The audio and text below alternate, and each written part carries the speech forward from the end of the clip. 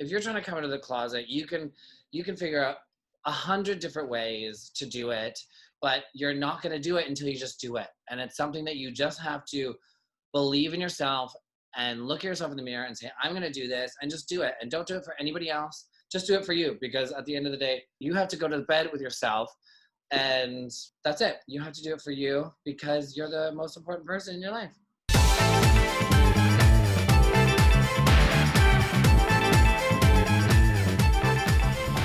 I'm Scarlett Bobo. I'm from Toronto. I am on Canada's Drag Race Season 1. By saying surreal and like a full out-of-body experience would be like an understatement. Very, I should be here, but very like, what the fuck am I doing here? All in the same like 30 seconds of being out here. Hi everybody, I'm Scarlett Bobo, born and raised in Ottawa, spent about 10 years in Toronto, and now I live in beautiful Vancouver. The most interesting about me, I think, is my spunk and my drive. I have been told no over and over and over again throughout the almost 13 years of my career. And every time I get told no, I make it a point to do exactly what they told me not to. And I do it even better. One thing I know for sure is not to let anyone ever tell you what to do or how to be you, because the only person you can be is yourself, because everybody else is taken. You didn't think you could bring the race to Canada without Scarlett Bobo, did you? My name is Scarlett Bobo, and I'm your favorite circus freak. Yes! I've been doing drag for 12 years. I'm like a hippie, wild child, punk rock star wrapped up into one bow. I've never seen myself just as one specific gender. And so it's actually a big deal for me. I came out as non-binary a couple of weeks ago. The whole time I was just being gay, I always knew there was something different. And then when I started getting into queer activism, I realized I liked the pronoun queer a lot, just because I didn't like just being gay, I guess. Like, it just seemed very one-sided, very boxed in. And so I started identifying as queer. And there's still something else that I was like, what is it that I'm kind of missing right now? What is it that I'm not telling myself or not telling the world?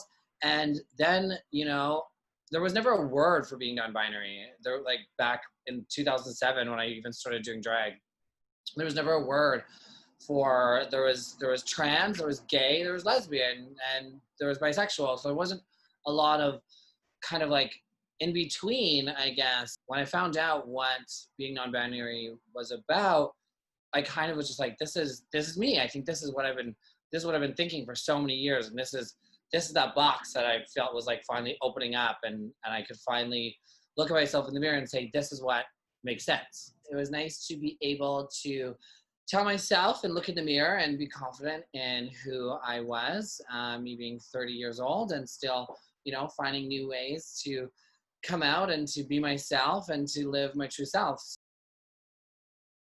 I came out when I was 15, 16 years old. I always knew I was gay from when I was maybe, I don't know, I would say like 13, 14. And it was always something really weird. I never really knew what was going on. I knew, you know, I would always play with my sister's Barbies, and I was like posing like this as Batman when my brother was like Robin, like posing like this. Like, so like we all kind of knew. My mom apparently knew the whole time. There was a lot of confusion. I didn't understand. You know, I didn't really know how to be gay, what necessarily gay was. I just knew like being gay was like another dude. And there wasn't a lot of resources, I guess, because it was so long ago. It was very confusing. I really didn't know what was up. I didn't know what I was feeling. I just knew that there was feelings that were in there that I definitely needed to get out eventually. I wrote a letter to my mom. My dad found that letter, and it was not a pretty story. There was a lot of violence, a lot of hate towards me. And then I spoke to my mom afterwards. We discussed the letter. She was like, I found the letter 2 weeks ago. I knew who you were long before you wrote this letter. I knew that you were special, and I knew there was something different about you. And she always says that that's something different about me is what makes me so magical and what makes me so lovable. The first time I saw a drag show, it was my drag brother show, or my drag grandmother show, I guess, Scarlett Bobo. And I was like, it was a comedy drag show. She was like bouncing around in a mermaid tail. And I was like, what is this? I don't understand. I don't like this. This is so weird. I hate it. It was just because I was 16. I didn't know what was going on. And then I remember seeing Robin DeCradle at Edge performing a Janet Jackson song. And she was this like fierce little spunky like queen that was like spinning around doing kicks and dips and flips. And everybody was just gagged over her. And I was like, what's that? And my friend was like, oh, that's also a drag queen. It's just a different type of drag. And I was like, wait, there are different types of drag? And it was like this whole eye-opening experience. And I was like, I want to do that. I want to just like dance and high kick and like, you know, twirl my life away for the rest of my life. And I was like, I want to be that type of drag queen. Like whatever she's doing, I want to do that. And I did. And here I am. My mom was through the roof because she was like, oh my God, you want to be a drag queen? She had like a ton of drag queen friends already because her growing up and like going out when she stuck with the babysitter, like she would always go to gay clubs and she was always around drag queens. So when I told her I wanted to be a drag queen, she was like, what? She's like, let's go find you a wig. Let's go find you some heels. I'll do your makeup. Like she was ecstatic. My dad, we weren't really on a speaking term at all. So he just didn't really get it. And he then in the future understood it, but now we don't talk. My aunt, my grandmother, my grandfather, like half my family, like they're all watching. They all get together and have viewing parties, and they are absolutely loving everything about me being on drag and me being in drag, and me being on Drag Race. So it's been really cool. The fear of rejection, I think you kind of have to realize that's okay that they're going to reject you if they do, and you're going to be okay without them. But in the moment, it's like the hardest thing ever. I remember when I came out to my grandfather, my papa, who he's like my father figure. I remember sitting in his car and I remember like full blacking out. Like I barely remember the conversation. I was like staring straight ahead, just about to leave to go home. And I was like, I have something to tell you. Please don't hate me. Because I was like, oh my God, this is like, I've had my father, my stepdad hate me. And I was like, this is like the last man in my life that was stable. And so I told him, I ripped the Band-Aid off. And I just remember him saying, are you sure? And I said, yeah. He said, okay, I don't want you to live like a life of hurt because I know, it's going to be really difficult for you. I'm getting a little choked up. And he told me how proud he was of me. And he told me how proud he was of the strength that I had and the courage that I have going into this, life of uncertainty and life of potential hurt. But it felt really good knowing that I had that support there. Being gay, there was a lot of challenges. At school, people are assholes, but I was friends with little popular kids. So they were like, that's our token gay friend. You can't be mean to them or we won't give you sex. So for me, I was always a very tiny guy. I have a femme voice. I'm very skinny. I'm very femmy, and I can't change that. So a lot of the times, even still, as like a 30-year-old man, I still get like, slandered in the street sometimes, and it kind of brushed it off now. But but before it was really hard to be yelled names and slurs. It was very difficult, but I had a really great group of friends, and that was really awesome. Coming out as a drag queen was fine, but afterwards, for me it was really hard, especially in Ottawa and Toronto. You think coming out as a drag queen, you've got this cool new community, you're part of this, sisterhood. And I got bullied so much by the drag queens because I was like the new young drag queen that was like full of energy and full of ambition. And I had a lot of queens just try to destroy my ambition and cut me down and dim my light, and which really, really hurt me. And it almost got me to stop doing drag a couple times. And then I kept pushing on.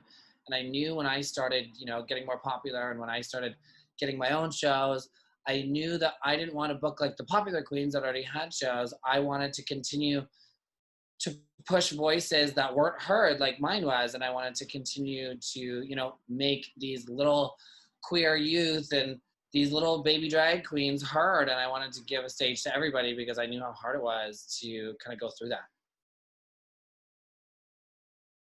It's been just love. It's been nice. I was worried. I just got a flood of love and appreciation. A lot of non-binary kids were messaging me saying, oh my God, thank you so much for doing this. I want to come out as non-binary, but I'm not sure. And, you gave me the courage to do so. So it's actually been really, really, really positive. And I've cried definitely a bunch of times reading really sweet messages from queer youth because I always said I want mom fans and little kid fans. And so I've got all these little queer youth messaging me being like, thank you for inspiring me. And I'm like, oh, you're welcome.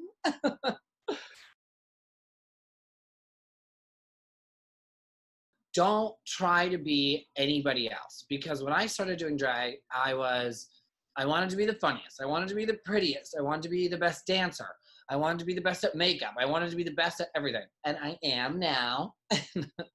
But I would go to other queen shows. I would watch what they would do. And I found myself almost copying them. And I know it was because I was so inspired by them, but I found myself like almost like taking their moves by accident or taking their jokes.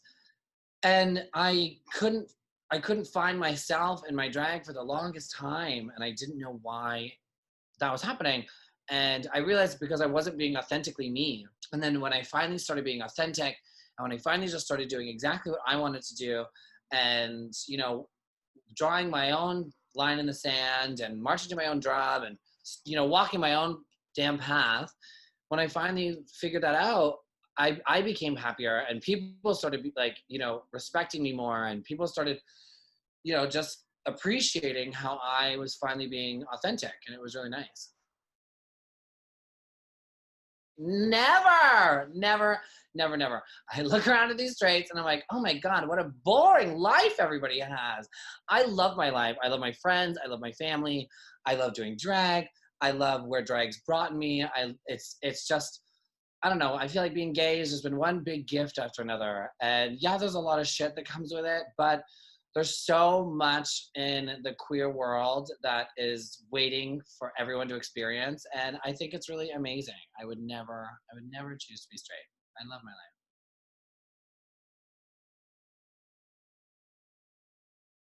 The ability to live my authentic self and to show others that you can as well. There's so many kids out there that aren't able to live their authentic selves.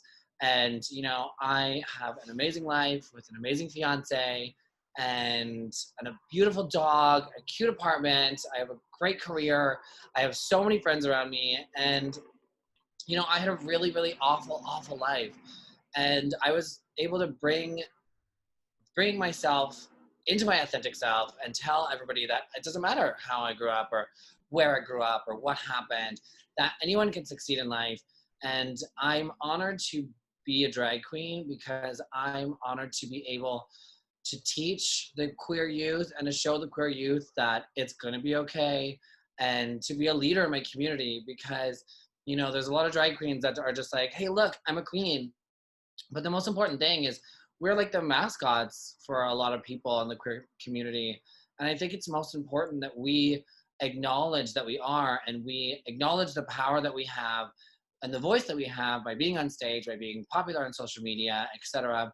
And we use that for good, and we use that to amplify the voices that aren't heard. We use that to show all these beautiful little queer young warriors that, it's okay to be different, and it's okay to be a little weirdo.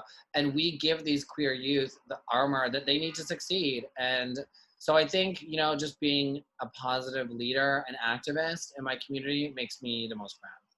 We have so much fucking passion in this country. We finally have the chance to show everybody like, hey, look, this is what Canada is. Like, this is what we are.